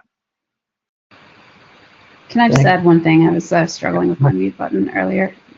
Just that I think on this point about the community discussion, I think this works the best when there's like principal level guidance from the community. I think having the the community like pick very specific tools is doesn't really give us the ability to evolve at the pace at which we would want to in order to meet people's expectations. So I think like some framework that gives the principal level guidance around this set of trade-offs would be quite useful. And I encourage people to bring that to SHMU for the remote participation piece, because that's totally within scope of the charter. But trying to do this like tool by tool is it's just a rattle. So that's my plea for people. 100% agree with you, Alyssa. Thank you. Thanks. I see next in the queue we have Andrew. Hi. Well, two things. Firstly, I just wanted to say to Jay, and I put this in the chat earlier, thanks for covering some of the human aspects in your earlier comments. That was very welcome to see. So thank you for that. And then I was going to comment anyway, as it happens, on Meet Echo, just really to compliment the Meet Echo team on how they've evolved the tool since Ietf 108, and maybe to balance David's comments. From my recollection of Ietf 107, although I didn't have any issues with WebEx, a hell of a lot of people did in the use of that continuously through the week. So I think given the wide variety of platforms and devices and things that people use, some people will inevitably have problems, whatever choice of conferencing platform. To my experience, Meet Echo is the best of the mainstream platforms that I've seen. Worked really well at RIPE a couple of weeks back as well, and as certainly the feature set has improved a fair bit since Ietf 108. So I think the Meet Echo team are to be congratulated, and I think it'd be a shame to move to a different platform. So good choice in my mind. Thank you. Thank you, Andrew. Next up is Colin. So I think the answer was not really, I think it was a little disingenuous. And I think it comes back to things like, is this volunteer driven, or is this actually community driven, or is this driven by Jay making a decision? And I understand that's a complicated blend of all of those things. But statements like the data tracker was community driven is just simply not true. I mean, no, it was a group wrote a contract, and yes, some volunteers wrote it and whatever, but it didn't work that way. And around the selection of these tools as well, I do not feel as a community member that really that is, yes, maybe we gave some broad input, but I believe this is a decision this group's making. I don't think it's making a good decision. I think we should be measuring these tools by the ability to get the job done that we're here to do. And we don't, the voting tool could easily be separated out into something else. Every single one of the major conferencing vendors has APIs and plugins to adopt them and modify their environments into different things, but we don't use them. The statements about XMPP, Webrtc, IPv6 are categorically all wrong. It reflects not really a deep understanding of what these services are, or even having looked at them. So I think that we should revisit what we're trying to accomplish with these tools, whether the tools met our needs well this week. Every single meeting I've been in this week has had people not be able to contribute at some point due to Meet Echo problems. It has reliability that is so low it's almost unmeasurable this week. Yeah, talk about it. I'm just barging in here because according to my view, I see myself at the top of the queue above Cullen. I'm not sure if anyone else sees that, but I also see two that's copies hilarious. of That everybody's goes video exactly to my point. because I started up the chat window in a separate window, and as I tried to scroll down, it Meetecho crashed, restarted itself. I've now got a frozen copy of everybody's video plus a live copy of everybody's video, and I've got myself at the top of the participant list above Cullen. What do you see, I don't Jason? know if everyone else sees that. Sorry, I don't see. It's funny. I don't see Ron. I don't see you at all in the queue. I see myself at the top of the list. Yeah. So anyway, I think I've said what I want to say. I'll back off on that, and I will cede the floor to the other top of the list on unreliable and recap. broken, and I was supporting it a day ago, but my experience of it in the day since is that it's been very unreliable, and Meetecho's responses on the mailing list have been very dismissive and victim blaming about people who've been screwed over by its bugs. They said we restarted the server and everything just worked fine, and I posted them a screenshot showing that I had duplicate copies of the slides, duplicate copies of everyone's videos, and they said just refresh your browser. That's not really a reliable solution to everything, particularly given that I'm given a situation that says I'm at the top of the list, that I'm in the queue, but according to everyone else, I'm not in the queue. So the fact that I have an unreliable view of the world is a real problem. I'm going to refresh now. Thanks. Well, as you're refreshing, and it points out the possibility of maybe as we work on our 2021 work plan, pulling in some sort of a tools assessment with the community and figuring out this balance. Jay, would you like to comment? Yeah, so while I understand that there are people who have some strong problems with this, I do not think that the LLC can respond by simply changing the tool based on that. I don't think it is within the LLC's remit to do that. There has to be a community process that tells us what are the things that you think are important, what are the things that needs to be delivered by the tool, possibly even a community process to choose the tool or something. And that is what needs to happen for us to do that. This is one of those things where we have a status quo. I don't know the history of how we got here, nor do I think the history is potentially relevant, but we are in this place now. And in order to move from this place, we need a proper process to do that. And I don't think, unfortunately, well, I don't want to be rude about it, but a level of complaint is not sufficient for us to be able to do that, because it is such a, not quite arbitrary, but it is a personal point of view that others disagree with strongly. So we need to go through a rational process to get there. So I'll just add on to what Jay's saying. You know, clearly we have the ability to help facilitate that sort of process, and there's also the SHMU working group. So I suspect that we can sort out ways to you know, help have this conversation as we move into next year. And you know, we've certainly learned a lot more about our reliance on these tools as we've only been able to meet online. So that's helpful. Any other comments from board members? Yeah. Yeah. So I actually think the history is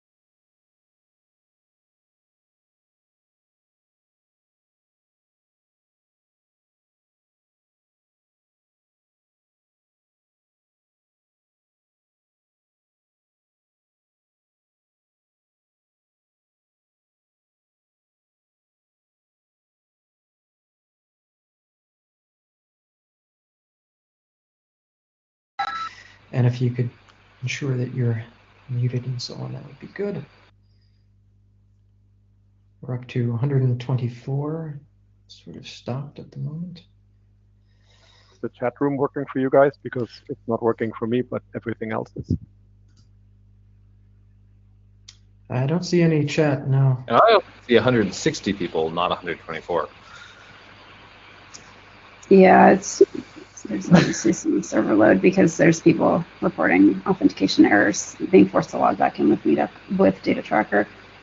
So it might be correlated to the chat problems.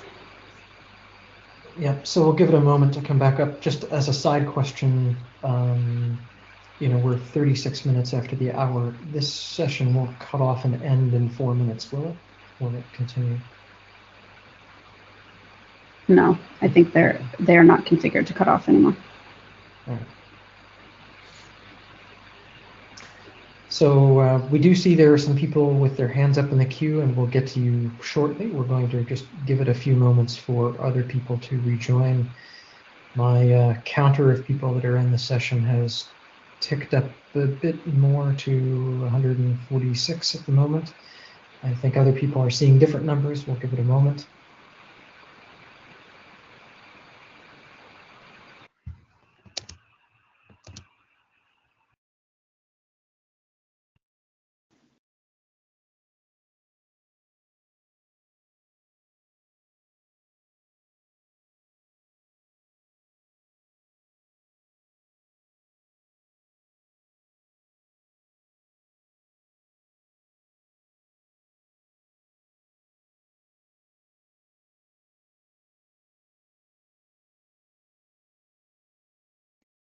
So we'll give it maybe 1 or 2 more minutes. While we are waiting, you know, Bron, I see you're not in the queue anymore. We've sort of restarted. Did you still want to be in the queue, or are you out of the queue? Where should we have you? Pop back on. I see I'm on the other video camera now because MeetEcho didn't let me select the one I wanted. That's okay. Reliability is much more important than a lot of things, and I think what we've found is that we have not had reliability at this meeting for pretty much any session. I've been quite lucky in the ones I've hosted, thankfully, but I've attended a lot of sessions that have had a lot of problems. I think that is a serious consideration. It's 1,000 people's time that's being wasted if something goes down, and I think reliability needs to be a more important consideration than even using specific standards. Using specific standards is nice, but working is really, really important. And I think we don't give that enough consideration. And I think decustomization is nice, but reliability and consistency is significantly more important. I found it was very difficult to report usability issues in my experience with the MeetEcho test calls, which I have attended as many as I could before each Ietf, and have pointed out usability issues that cause people to have trouble as they come in, and they haven't been dealt with. There are a lot of things I like about MeetEcho, but the reliability of the tech stack is really important for a conference of this size. And I think we need to focus on that above specific technologies and specific features that we think might be nice. That was my main point. Actually, what I was in the queue for was to talk about something completely different, which is that I have had a couple of occasions where people have come to me saying, I want to bring this work to the Ietf. Can you explain how submitting a draft works? And I have shown my MMark-based workflow, and they have found it very difficult to understand how to write a draft, how to specify what all the values in all the fields are that you're filling in the header information, in the tracking information, dealing with what's XML and what's Markdown, and where do I find canonical documentation that tells me how to do this stuff, and then how do I submit it, and what's the workflow after I submit it. I spent quite a while in GatherTown in a break between meetings today explaining it to a new person. I'm not sure that I have a great idea either. Someone's audio is now feeding back to me. Sorry, if you could, whoever else it is, could mute. That's quite frustrating. Yeah, so I think that area of tools is quite difficult. We have a very large barrier of entry still in our document creation toolchain. And I think that's a significant barrier to new people coming to the Ietf to understand how to generate a document. And we should be looking at that as much as this is an issue for those of us who already kind of know what we're doing 3 times a year, but the document generation toolchain is an issue all the time. And that onboarding process is still pretty rough based on the experience of people who've been coming to me as new members of my working groups. No, thank you very much for that feedback. I think we've heard the same.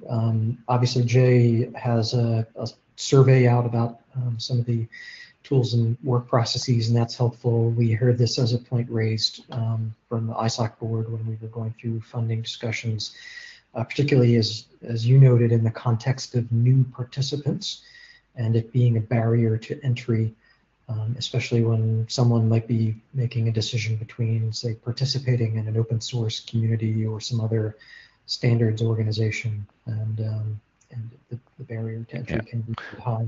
So we understand.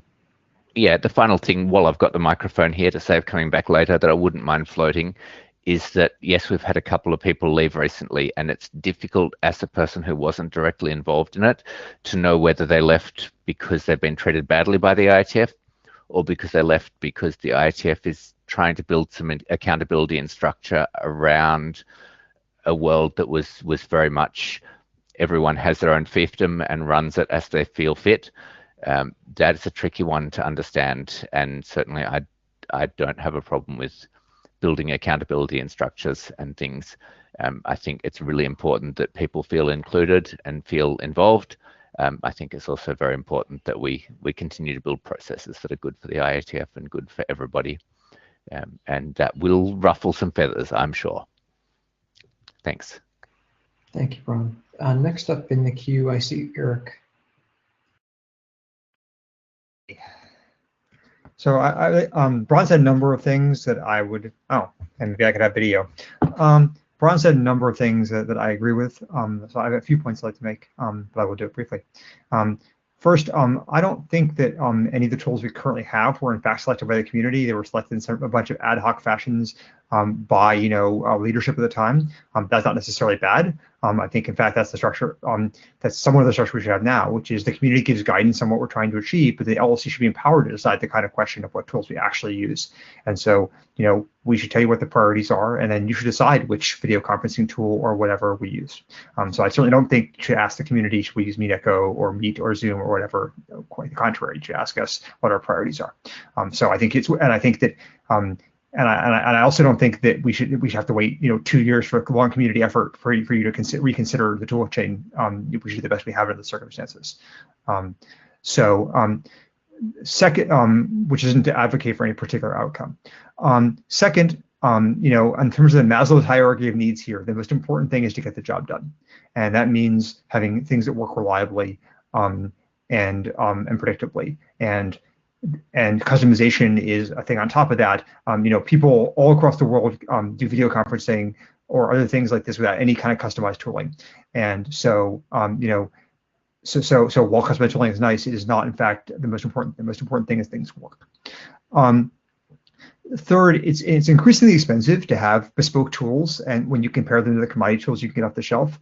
I work for an organization which is a software development organization, and yet we've increasingly moved towards having commodity tools because it was simply so expensive to maintain our own independent tool chains of things when compared to the tool chains you get off the shelf that were relatively good.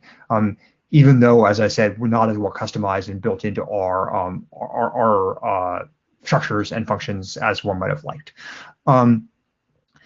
Next, while I do think it's important to be able to eat our own dog food, I think we have a tendency to go overboard here. While it'd be nice to have every tool we use support every latest protocol that we designed, I don't think that's the most important thing. Once again, I think the most important thing is to use tools that let us get the job done. With all of that said, there are a number of WebRTC-based video conferencing tools. So if the extent to which I'm very attached to WebRTC, I spent a lot of time working on it, and the extent to which one wants to use WebRTC, we do have a number of choices here. It is not only one. Thank you. Thanks, Edgar. And I think I'm hearing from you definitely themes of focusing on reliability and productivity in the tooling. And certainly we have heard in the past that maybe at the time that some aspects of the tool chain were created, that there were no other alternatives or substitutes, and so things had to be developed, but that may not be the case any longer given your example. So thank you for that. Next up, Torlis. Hi, yeah. So with respect to Meet Echo and the tooling, so I think it's really been, I think, a great history of us doing our own, eating our own dog food and developing our own tooling, and I think the same should continue to be done for our conference meeting experience, right? And so it would be bad to go to a model where we're only buying services. So I think it would be great to continue having a tool team, and ideally it should be independent of any given choices, right? So I'm not sure to what extent the Meet Echo team as an integration and customization team would be able to do that, but I think that would be my ideal preference, to basically have best of both worlds, right? Be open to integrate and use whatever the best starting tools are to not replicate work, but then also get the outcomes that we want with respect to our own customized experience. The other point I wanted to quickly bring up, and I hope this is the right place here, with respect to the timing of the meeting, I think it was a mistake to think that using a time local to a place we don't go to is a good thing if everybody is working in their own time zone, and the majority of the participants will likely be working between midnight and 6 a.m. in the morning. If we were to go on longer with the virtualized meetings, I guess that would be easy to fix and avoid the timing that we had this time. I think it'll be a lot more difficult when we go over, hopefully, to a longer term that's going to be a lot more hybrid, hopefully having a lot more people continuing to attend virtual instead of unnecessarily traveling, but also having a traveling audience. I think that's one of the big question marks that I'd like to see, some thoughts being put to whether it's SHMU or whatever the right places are. Thanks. Thank you very much. Next up is Benjamin. Hi, Ben Gadek here. I had a question totally unrelated to Meet Echo or tooling. So my understanding is that mostly thanks to Ray Pelletier, we had pandemic insurance up through the end of this year for our in-person meetings, but we could not get that going forward. So are we at all worried about any risks that there might be something that happens and we end up significantly in the hole financially? Jay, do you want to take this one?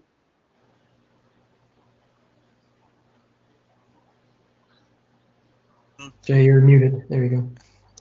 So it was precisely for that reason that we made such an early decision to move Ietf 110 online. For next year, we have two meetings. We have the San Francisco meeting, and we have the Madrid meeting afterwards. We know with the Madrid meeting that it is possible to move it because we moved it once already with them, and they were good about that. The San Francisco one is not so clear for us yet. So the answer is there is a risk to us. It is problematic to quantify the level of the risk at the moment. The booking of San Francisco significantly predates these things, but the pandemic insurance was only ever bought a year in advance. I mean, it's fantastic insurance. Very few people had it, so I'm very pleased we had it, but it doesn't apply to that one. So that's the best answer I can give you at the moment. If the risk eventuates, then it is something we are going to have to manage carefully, certainly. All right, thank you. Yeah, and I'll add, obviously we maintain an operating reserve to, help, serve as a buffer on, unexpected financial events. And so, these extraordinary sorts of, circumstances certainly fall into that. And I think actually the most challenging period for us will be when in hopefully 2021, the world begins to emerge from this. And, that first meeting, may be the hardest or the most at risk, because maybe we won't be sure of, how many people can get there and can it be held, and therefore there may be some risk of financial loss there resulting from it. We'll try to manage that as best we can, but certainly at this point it's unclear, when the world will sort of go back to some definition of normal, and we'll do the best we can to manage and push out as far into the future as we can those decisions. But depending upon the venue and the hotel and so on, some of those decisions may have to be made sooner than later, but it varies by location. But we'll see. It's a lot of uncertainty, but everyone's facing it, so thank you. Yeah, thank you for taking it on. Yeah. Next up, we have Rudiger.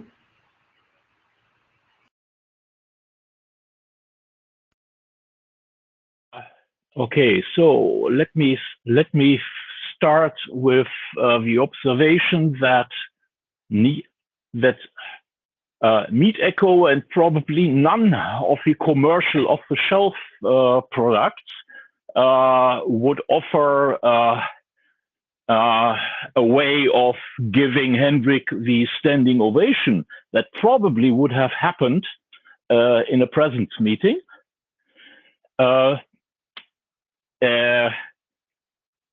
Further comments on this is from me is yes, the experience of unreliability of MeetEcho this time has been really a bad surprise to me after a very good experience, I think, in the previous meeting, including more observation of the MeetEcho team communicating with the ongoing conference.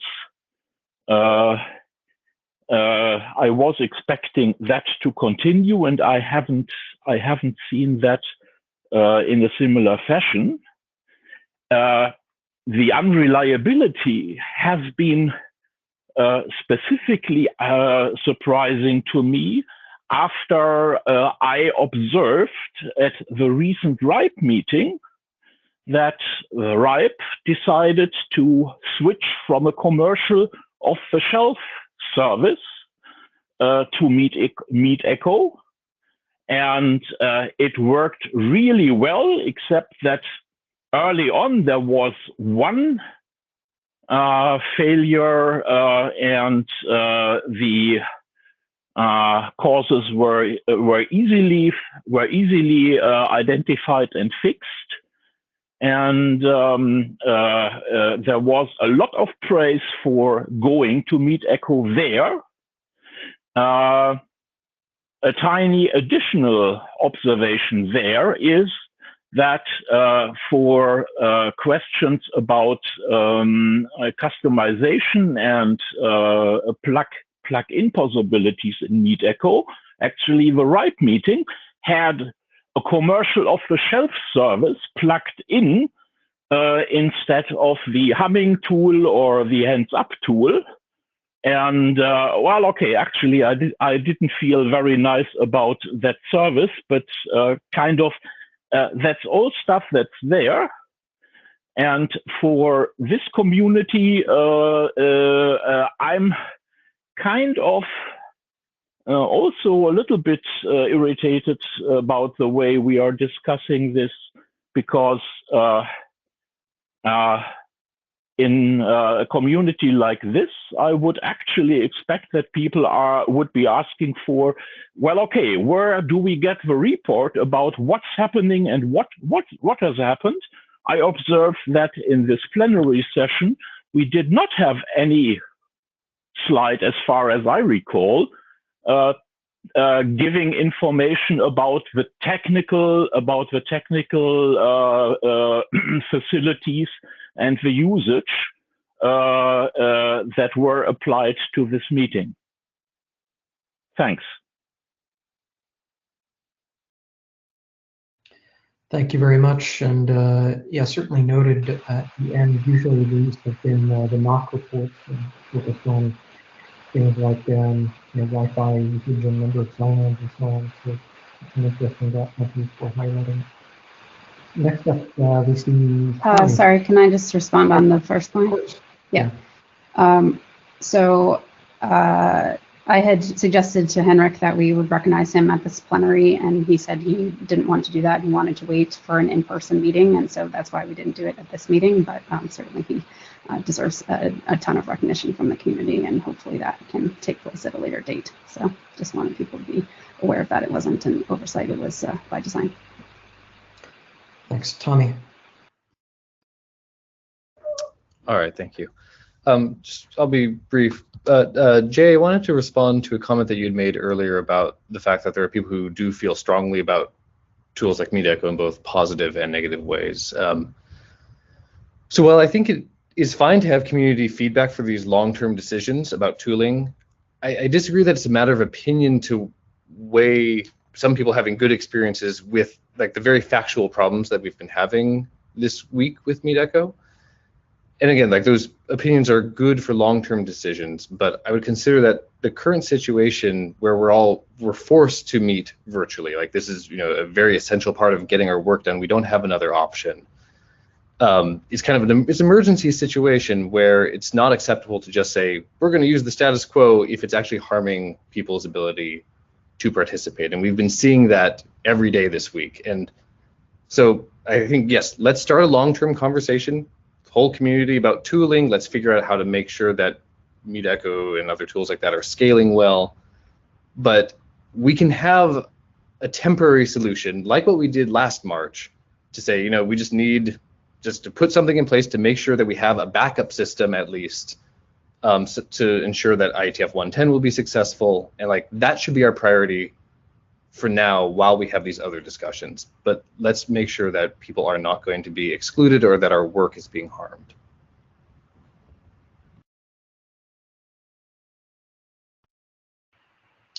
Okay, great. Thank you, Tommy. Next up, we have Rodney. To Torles's comment and speak up for the people in the East Asian and Asia Pacific time zones. I'm in Japan, so it's 8 p.m. now. It's really nice to have the IETF meeting, not be in the middle of the night. We're going to be in a hybrid environment where a lot of the meetings actually take place year-round and in a virtual fashion. I think it's entirely reasonable to continue to hold it in a fashion such that at least a reasonable fraction of the meetings are actually held in each of sort of the major regions of the planet. Being in Japan, I'm sort of toward the eastern end of this. Bangkok is a couple of hours behind us. And if you go 2 hours west from there, you get to India, 2 or 2.5. So in this 4.5 hour time zone slot here, we have more than half of the world's population. I realize it's substantially less than half of the total participation in IETF, but if you don't have meetings that work for some of the people over here, you're going to have trouble getting the actual participation you want from this half of the planet. That's it. By the way, I actually really like MeetEcho. Thumbs up. That's it. Thank you, Rodney. Next up, we have Henrik. So as an illustration of a point that Jay made, that these things are complex, I wanted to mention that my understanding is that MeetEcho this time is running on a different cloud fabric than earlier. And what I've seen in the tech support internal channel is that almost all the issues that I've at least have observed have been related to the different vendor of the virtual machines they're running on, not with the MeetEcho software itself. So it's very easy to perceive a problem and point at the front end of it, but the actual cause of the problem is sometimes much more complex. I don't think that really is news to any of us. That's all.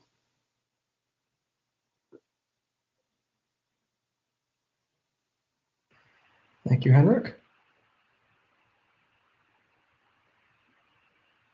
I see an empty queue at the moment. Anyone else want to get into the queue?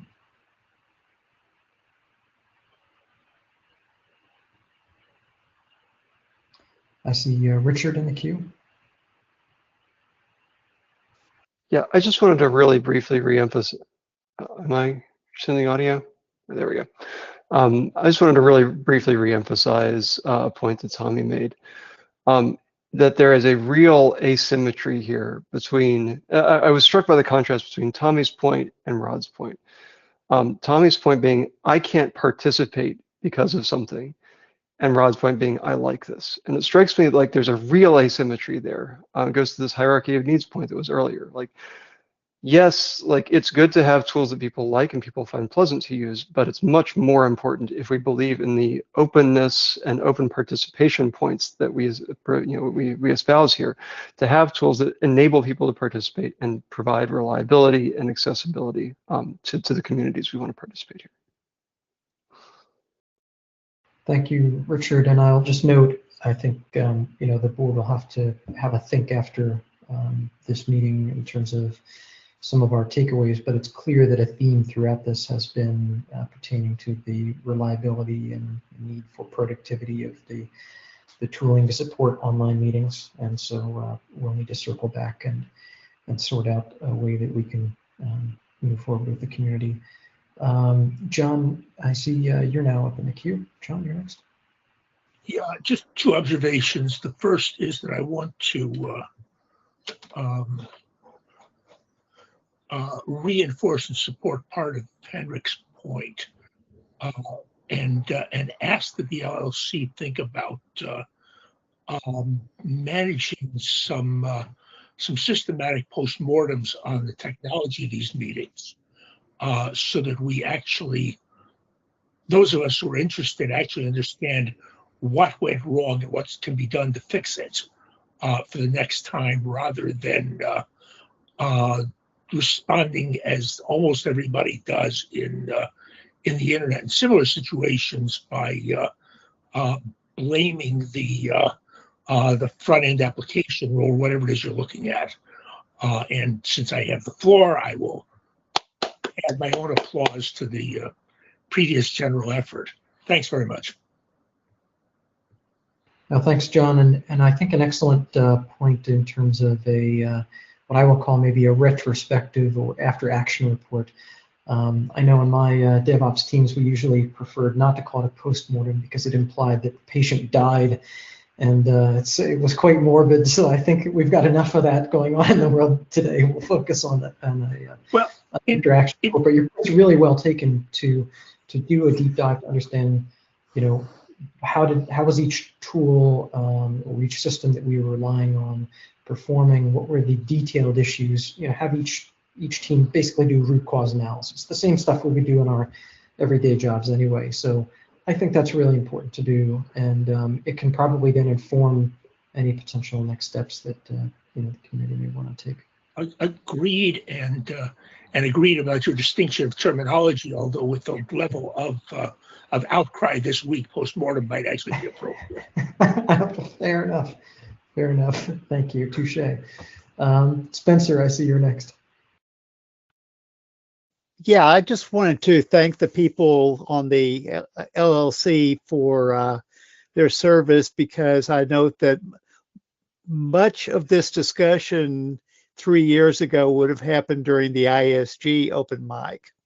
And that's got to be your service has got to be maybe more appreciated by the ISG, not being on stage for this than as anybody else. And when you and John were talking about postmortems, I think that our tools may still be perkier than some of the folks that are at this meeting, because I know I feel dead. Have a great night. Answer. Anyone else in the queue? I see it as empty at the moment.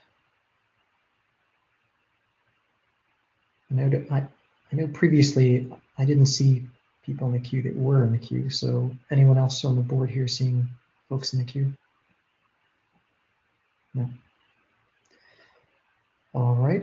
In that case, I think we can wrap up the LLC open mic session. Thank you very much for all of your feedback, especially all of the feedback pertaining to the tools and systems that are supporting our work this week.